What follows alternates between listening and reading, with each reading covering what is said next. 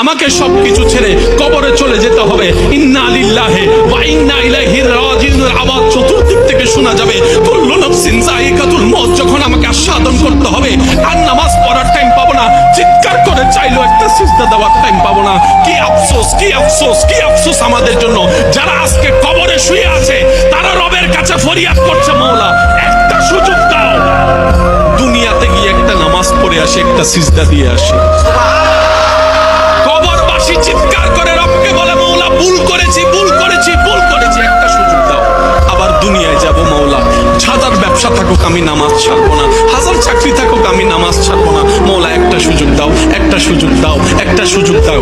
মাটির নিচে যারা আছে তারা বলছে, আর মাটির উপর যারা আছে তারা বলছে, ভাই নামাজ তো পড়তে হয়। একজনে বলে যে কিভাবে আসবো, আমার প্যান্ট তো ঠিক নাই, আমার প্যান্টও ঠিক নাই, আমার শরীর তো পাক নাই, আমার কাপড় তো পাক নাই।